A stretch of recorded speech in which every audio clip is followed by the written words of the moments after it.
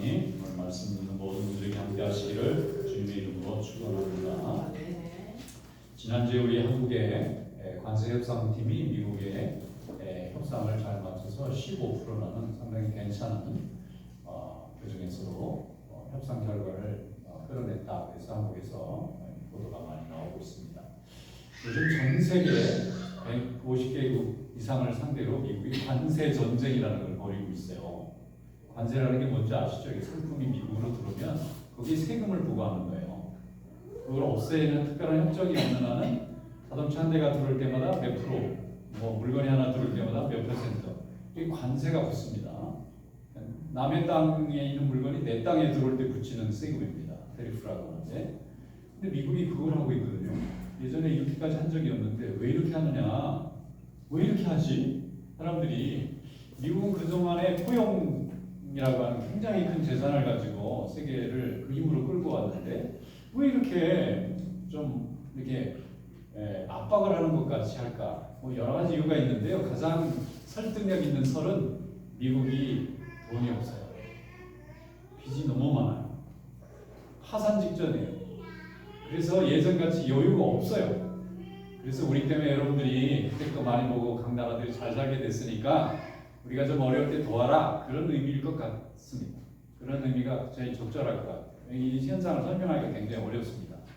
그런데 세계 모든 나라들이 굉장히 높은 고율의 관세를 내고 있는데 지금 한국하고 일본하고 유럽연합만 15%라는 굉장히 낮은 관세를 부과했어요.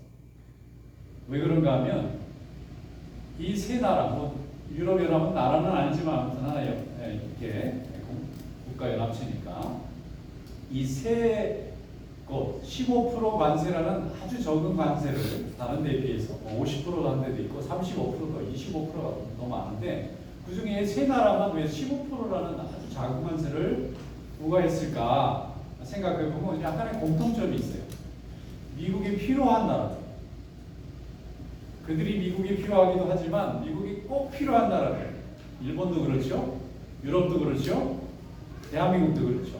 이 나라는 미국이 이 국력을 유지하고 세계의 슈퍼파워로서의 이 역할을 수행하는 데 있어서 없어서는 안 되는 매우 중요한 나라 중에 하나가 바로 대한민국이 됐습니다.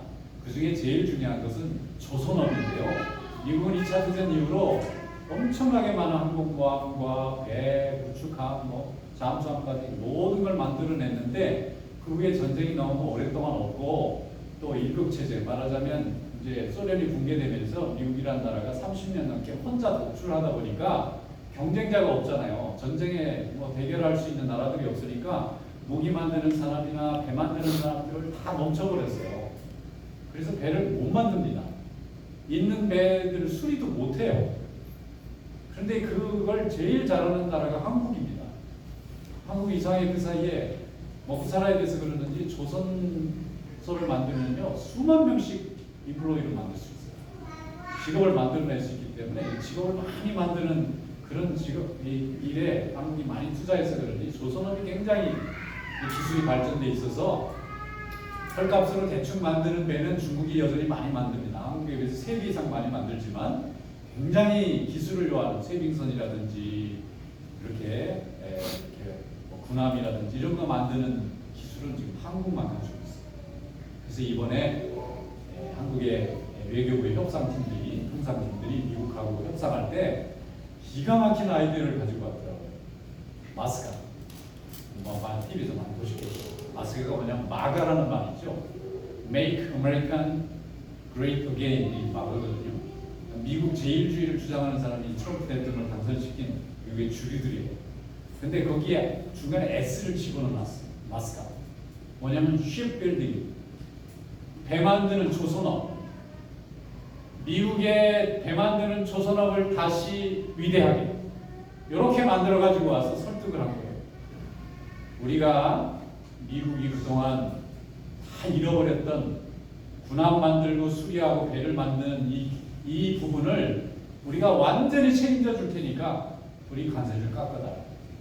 그러니까 미국이 그래? 그거 괜찮네. 그래서 대통령이 막 뛰어와서 서명해가지고 협상이 된 거라는 거예요. 그 협상팀만 아는 얘기지만 끝난 다음에 여전히 뭐 또 남은 길도 많이 있으나 한국 백성들은 참 공부도 잘하고 똘똘하고 상황 판단도 잘하고 부지런하구나.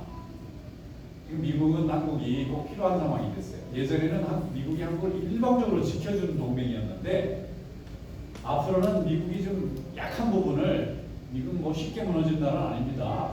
굉장히 오래 갈 거예요. 그런데 한 부분이 자꾸 무너지면 자꾸 무너지잖아요. 지금 재정 상태가 너무 안 좋아요. 그래서 해마다 연방 공무원들을 월급을 못 줘서 파산 직전이에요.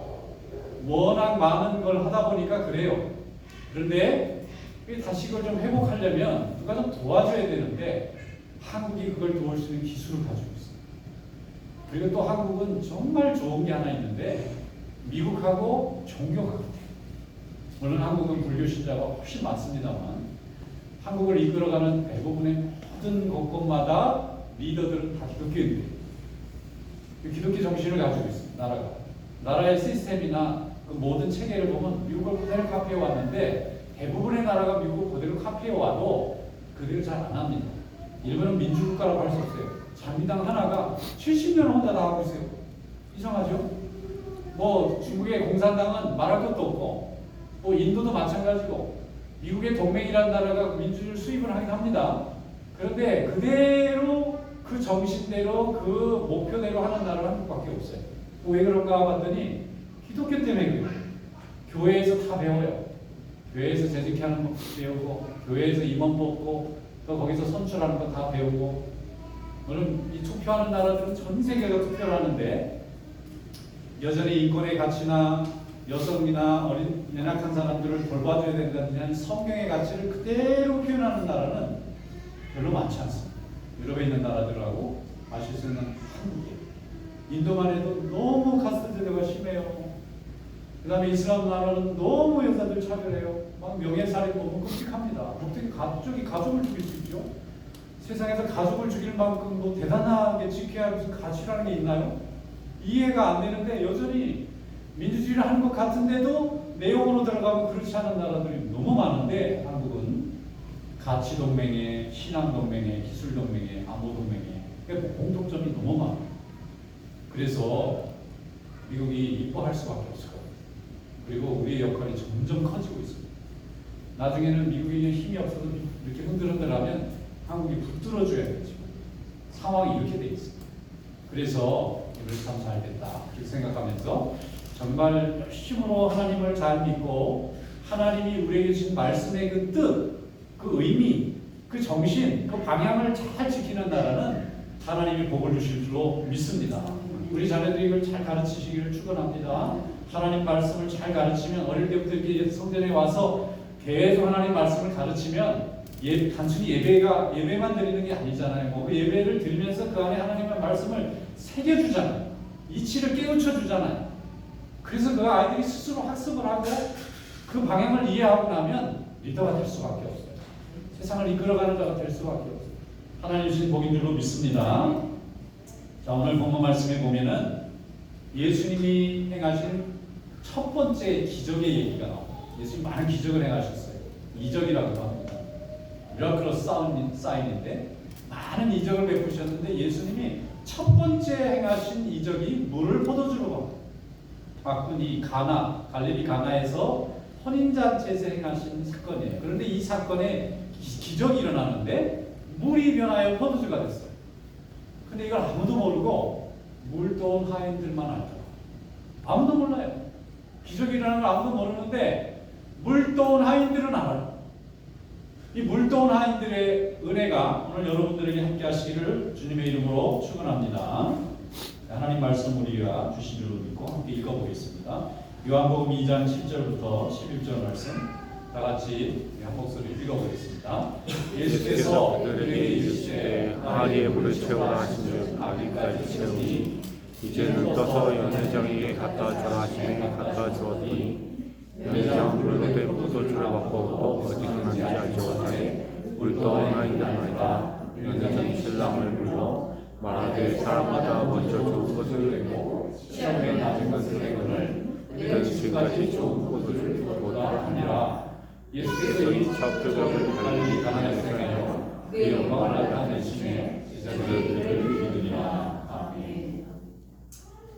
예수님께서 30의 나이가 되셨을 때 이제 공생애를 선포하시고 그동안은 사생애, 말하자면 어머니 모시고 동생들 돌보고 아버지가 일찍 돌아가셨는지 그런 이제 개인적인 가족의 일을 보셨는데 나이가 30이 되고 이제 성령이 임하시면서 이제 권능을 받고 하나님께서 구원하신 십자가의 구원의 역사를 시작합니다.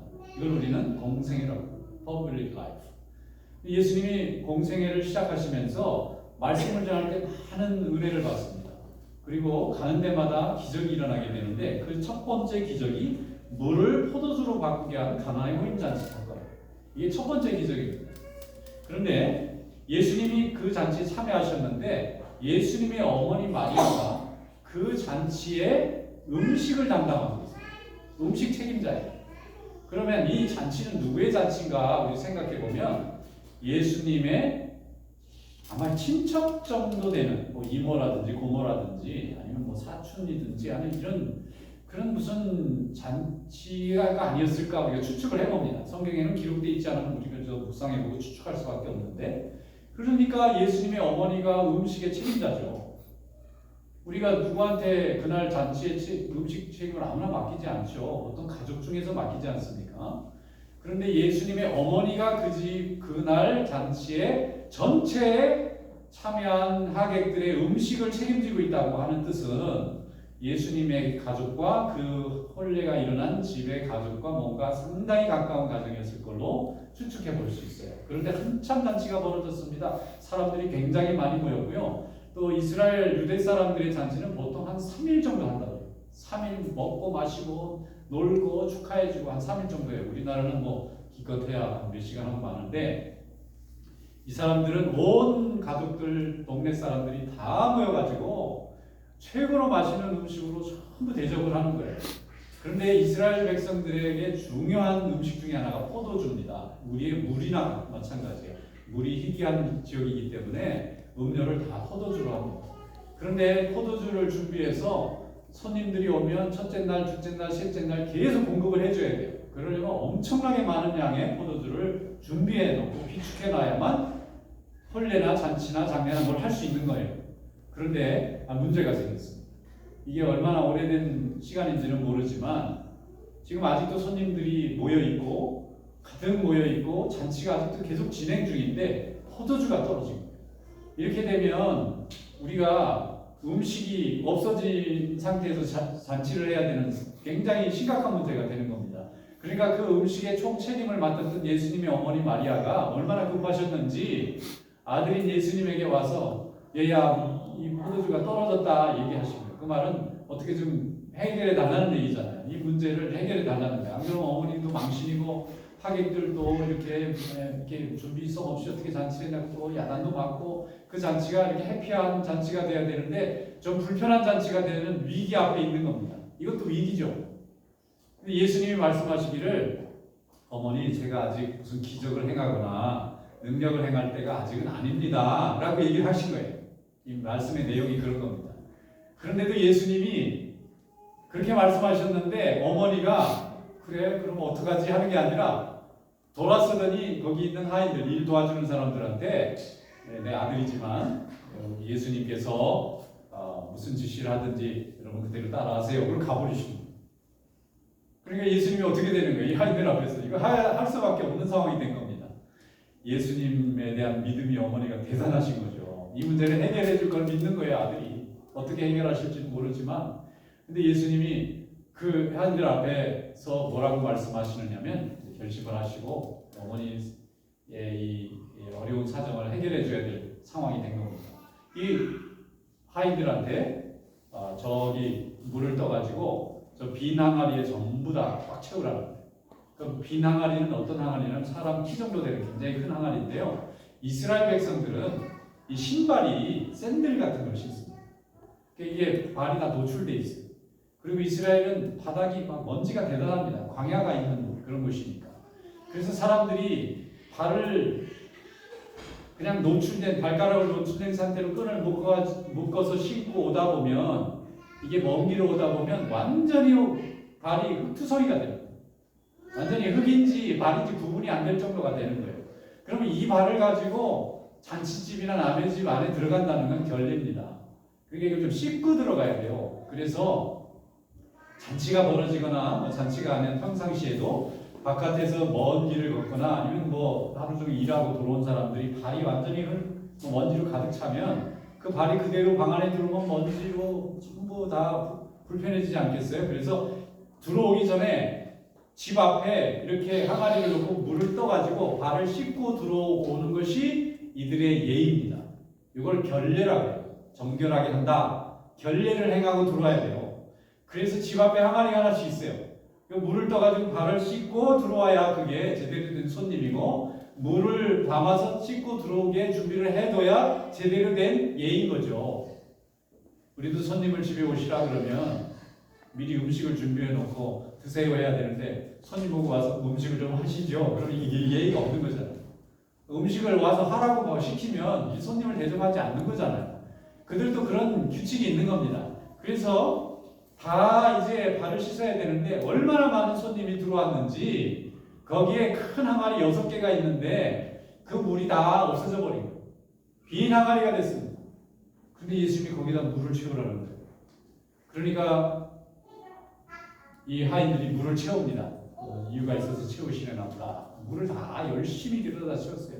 아니, 포도주가 부족하신데 왜 발 닦는 물을 채우라 하시지? 그래도 뭐 주인이 말씀하시니까 그날 한치 호스트가 예수님 어머니시고 그 아들이니까 물을 다 갖다가 길어다가 실었습니다. 그 다음 말이 충격적인 거예요. 예수님이 그 하인들에게 이제 떠서 그 잔치에 갖다 줘라. 근데 거기에 보면은 이 종들이 그냥 떠다 갖다 줍니다. 참 놀라운 대목이에요. 하나하나 둘 좀, 아니 이게 말이 안 되지 않습니까? 아니 아무리 손님들이 취했다기로서니 물하고 포도주를 구분을 못 하시겠습니까? 아니 우리 괜히 이거 물 줄고 갖다 뺨 맞습니다. 아니 말도 안 되는 소리예요. 이 물을 갖다 주기 사기입니다 이거. 아니 안 되죠. 이렇게 말할 것 같은데 혹시 말했는지도 모르겠어요. 성경이 안 써서 그런지. 제자들이 네 예수님 그런 다 들고는 가지고 가는 거예요. 그걸 잔치 자리로. 이거 어떡합니까? 이거 아직 물인데. 그런데 그게 언제 바뀌었는지 모르겠는데 가다가 바뀌었는지 먹을 때 바뀌었는지 뜰 때 바뀌었는지 성경은 중요하지 않은 내용은 별로 기록을 안 해주니까 우리가 추측해 볼 수밖에 없어요. 묵상해 볼 수밖에 없어요. 이걸 가지고 잔치 자리에 가서 이제 그 잔치에 배식을 맡은 책임자를 연회장 또 호스트인데 이 사람한테 주니까 이 사람이 딱 맛을 봤는데 기가 막힌 포도주인 거예요. 최상품 포도주. 한 30년 된 포도주 같은 맛을 내는 거예요. 그래서 이 사람이 깜짝 놀라서 신랑을 불러요.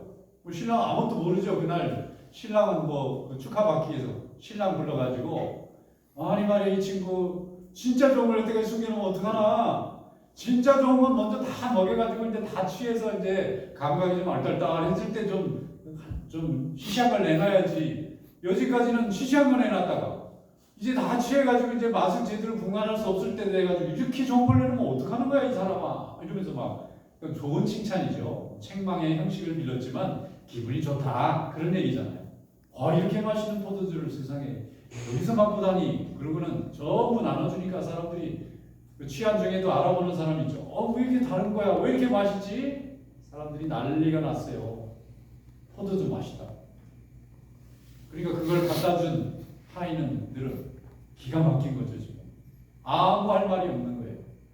아무 불평 없이 예수님이 시키셨다고 하는 그 이유 하나만으로, 예수님의 그 말씀에 은혜 받은 그 이유 하나만으로 아무 불평, 아무 원망, 아무 의심 없이 그대로 가져다 줬더니 사람들이 난리가 나는 거예요. 이전까지 맛본 포도주 중에 이렇게 마시는 포도주를 내가 맛본 적이 없노라. 그날 잔치의 목적이 뭐죠? 기쁨이잖아요. 잔치는 일단 기뻐요. 슬프고 불안하면 잔치가 망하는 겁니다. 근데 그날 그 잔치를 벌이느라고 수많은 돈을 들이고 수많은 사람을 동원한 최고의 목적, 모두 인생의 고달픈 삶 속에서 기쁨을 누리는 순간을 누리며 가면 그날 성공한 잔치잖아요. 그 성공을 이루게 해주십니다. 우리 하나님께서 함께 해주신 줄로 믿습니다. 자, 여기 이 가나의 혼인잔치는 바로 하나님이 우리에게 은혜를 어떻게 주시는지 그 방법을 설명해 주고 있어요. 그 방식을 우리에게 알려주시는 거예요. 은밀한 은혜입니다. 은밀하게 우리에게 주시는 은혜, 이게 진짜 은혜입니다. 광고가 되고 떠벌리고 사람들이 와 하고 관심 있는 은혜는 정말 볼 은혜가 별로 없어요. 은밀한 은혜입니다. 나만 아는 은혜예요. 우리만 경험하는 은혜를 주시지 모든 사람이 내가 은혜 받은 걸 다 와치하게 그렇게 은혜를 안 주신다고요. 그건 이미 우리 은혜를 떠난 겁니다. 이미 사람들의 관심이 되는 순간에 우리에게는 은혜지만 저들에게는 기적이고 저들에게는 열광이고 이렇게 되는 거예요. 우리가 뭐 아무 관계가 없어요. 그때부터. 오히려 나에게 짐이 되거나 나에게 해가 될 수도 있어요. 사람들의 관심이 내 참 은혜 받는 길을 가로막을 수가 있어요. 왜냐하면 거기는 인기라든지 사람들의 질투라든지 경쟁이 끼어들거든요. 그런데 하나님이 주시는 은혜는 은밀하게 주시기 때문에 아무도 모릅니다. 평범하게 지나가고 있는데 나는 엄청나게 눈물을 쏟고 감격하고 있습니다. 이게 은혜가 주는 특징입니다. 하나님이 주시는 은혜는 이렇게 주십니다. 그래서 기쁘다. 그래서 감사하다는 거고, 그래서 간직해야 된다는 거, 그래서 알리지 말라는 것입니다. 하나님이 우리에게 주신 은혜를 여러분 사모하는 성도들 될 수 있기를 주님의 이름으로 축원합니다. 그리고 은혜는 열심히 책임지고 짐을 지고 고통하고 애통하고 간절히 갈망한 사람에게만 오지, 그 갈망한 사람이 받은 은혜를 나눠주고 먹고 마시고 있는 포도들을 즐기는 하객들은 아무도 모르는 거예요. 기쁘다 하는 것만 아는 거지, 이 기쁨이 얼마나 많은 고통과 간절함 속에서 기도하고 하나님께서 주시는 위로인지를 그들은 모르는 거예요. 그래서 은혜라는 겁니다. 그래서 특별하다는 거예요. 그래서 나에게만 맞춰서 하나님이 주시는 거라고 우리가 고백할 수 있는 거예요. 똑같이 은혜 받고 있는데 한 사람은 은혜 받는데 그 사람은 절대 모를 수밖에 없는 것이 하나님이 우리에게 주시는 은혜인 줄로 믿습니다. 이런 은밀한 은혜, 이런 비밀스러운 은혜, 이런 특별한 은혜가 우리 성도들에게도 함께 하시기를 주님의 이름으로 축원합니다. 이런 은혜의 은밀성, 이 은혜의 은밀성 때문에 오늘도 우리가 주님을 사모하고 주님과 동행하고 주님과 함께하는 그런 믿음의 축복이 있는 줄로 믿습니다. 하나님이 날마다 공급해 주신 은혜 속에서 오늘 우리 성도들이 풍성한 믿음으로 살아갈 수 있기를 주님의 이름으로 축원합니다. 세상에는 높이 올라가기를 원하고 많이 가지기를 원하고 많은 사람들을 지배하기를 성공한다고 말해요. 그걸 그렇게 하면 성공한 사람이라고 그래요. 그런데 세상의 모든 성공은 반드시 유통기한이 있습니다. 언젠가는 다 반납해야 됩니다. 모든 것을 다 내놔야 돼요. 참 미국이 굉장히 성경적으로 소셜 시스템을 잘 만들어놨어요. 아무리 많은 걸 누리고 살아도 때 되면 다 반납하고 나라에서 먹여주고 그 수준에 맞춰서 다 살아야 돼요. 주님 만난 그날까지 그냥 그렇게 기여하면서 살아야 돼요. 우리 인생의 모든 것은 다 하나님이 주시고 우리가 일하고 끝나면 도로 반납하는 것입니다. 그런데 하나님이 우리에게 빼앗기지 않는 축복을 주셨는데 그것이 은밀히 우리에게 주시는 하나님의 은혜인 줄로 믿습니다. 자식의 생명을 놓고 또 가족의 생사를 놓고 교회의 사역을 놓고 복음의 능력을 놓고 하나님의 영광을 위해서 날마다 기도하고 눈물을 이루고 애통하는 자에게 하나님은 가까이 하시는 줄로 믿습니다. 그리고 응답해 주세요. 은밀하게 신속하게. 아무리 세상이 어둡고 강팍하고 춥다 할지라도 간절히 하나님 앞에 주님 앞에 절박하게 드리는 뜨거운 기도에는 하나님께서 응답하시는 은혜가 있는 줄로 믿습니다. 사도 바울이 복음 전하다가 유대인들에게 미움을 받아요. 유대인들의 자기의 이익을 많이 잃어버리게 만드니까 화가 나서 이 사도 바울을 죽이려고 하는 것을 로마 군인들이 구해가지고 가이사라의 군대에다가 보관을 해놔요. 피신시켜놓은. 그런데 3년을 감옥에 있었어요. 이게 재판도 아니고 재판을 벌일 수도 없어요. 지금 상황이 잘못 벌려놓으면 폭동이 나니까. 그러니까 이걸 재는 거예요. 로마 당국에서 이 사람을 재판할까 말까 하다 보니까 총독이 2번 3번 바뀌는데도 이 사람은 계속 감옥에 있네. 총독이 바뀔 때마다 인계하고 그냥 가버리는 거예요. 아니 풀어주든지 아니면 재판을 하든지. 그런데 하나님의 뜻은 재판도 아니고 풀어주는 것도 아니고 로마로 가는 거예요. 로마로 가게 해서 거기서 풀어주시는 거예요. 그러니까 사도 바울이 얼마나 답답했겠어요. 3개월도 아니고 3주도 아니고 3년을 감옥에 놓고 내가 죄가 있는지 없는지도 모르는 상태로 가둬놨는데 그 가운데 사도 바울은 하나님 앞에 간절히 기도합니다. 그리고 그 3년 감옥에서 억울하게 옥살이하고 갇혀서 나오지도 못하는 그 시간에 영적으로 풍성한 하나님의 은혜를 경험해요. 하나님 앞에 완전히 자기 생명을 맡겨요. 자기 인생을 맡겨요. 잘못한 것도 없이 좋은 일 했는데 누명 쓰어서 자기 편도 아니고 남의 편도 아니고 로마 군대 감옥에 죄수같이 아무 이유 없이 3년을 가둬놨는데, 여러분 판결에서 죄목이 있어서 갇혀서 3년을 있어도 억울한 일인데 죄목도 없이 아무 이유 없이 그냥 정치적인 이유로 갇혀져 있는 이 사도 바울을 생각해보면 억울한데, 거꾸로 생각해보면 하나님이 유대인들이 그를 죽이지 못하도록 그를 머릿속에서 잊어버리도록 3년을 그 안에 숨겨놓으신 거예요. 나중에 고백해보면 그런 거예요. 숨겨놓으신 거예요. 지금 내놓으면 이기든 지든 반드시 자객을 보내서 죽일 것 같으니까 하나님께서 거기에 로마 사람들, 로마 군인들이 지키게, 거기 누가 감히 들어와서 죽일 수 있겠어요? 로마 군대가 지키고 있는. 그래서 나중에 로마까지 가게 만드셨어요. 사도행전 27장에 보면은 또 풍랑을 만나서 가다가 또 파산을 당할 뻔했잖아요. 그런데 또 그 안에서 또 기도해요. 감옥에서 나왔는데 이번에는 풍랑 만나서 죽기 직전이네. 이걸 어디 가서 살 수가 없습니다. 하나님이 안 도와주시죠. 사도 바울의 인생은 치열했어요. 치열한 이유는 날마다 영적 싸움을 해야 되니까, 마귀와 싸워야 되니까, 복음을 맞는 사람들의 생각과 싸워야 되니까 항상 위협을 당하고 항상 어려움에 처합니다. 근데 하나님이 그와 함께 하세요. 왜냐하면 날마다 기도하고 그 가운데 하나님 앞에 기도하는 자가 간절히 기도할 수밖에 없지 않겠습니까? 사도행전 27장 24절로 25절에 사도 바울이 풍랑 속에서 죽음의 고통에 두려움 속에 있는 자들을 이렇게 위로합니다. 바울아, 두려워하지 말라. 내가 가이사 앞에 서야 하겠고 또 하나님께서 너와 함께 항해하는 자를 다 내게 주셨다 하였으니 그러므로 여러분이여 안심하라. 나는 내게 말씀하신 그대로 되리라고 하나님을 믿노라. 기도가 능력이 있다는 말은요, 기도가 능력이 있다, 우리가 이렇게 말하잖아요. 능력 있는 기도, 그거는 내가 능력이 있다는 말이 아닙니다. 하나님이 능력이 있으시고 나는 아무 능력이 없기 때문에 하나님에게 간절히 구했다고 하는 것이 기도가 능력이 있다는 말의 원래 의미입니다. 여러분, 하나님 앞에 완전히 내맡기고 하나님이 나를 지켜주시지 않으면 내가 살 길이 없나이다 하는 것이 우리의 능력입니다. 겸손이 능력이고요, 순종이 능력이고, 온전히 주님 앞에 맡기고 주님의 처분에 결정에 따르겠다고 맡기는 것이 우리의 능력이에요. 우리의 생각을 주장하고 우리의 능력을 주장하고 우리의 계획을 주장하는 것이 아니고, 나는 능력이 없는데 나같이 무능한 자를 하나님이 함께 하시니까 이렇게 능력으로 나타났다고 고백하는 것이 우리의 참 능력인 줄로 믿습니다. 이것이 우리 성도가 사는 방법이고 우리 성도가 세상에서 이기는 방법인 줄로 믿습니다.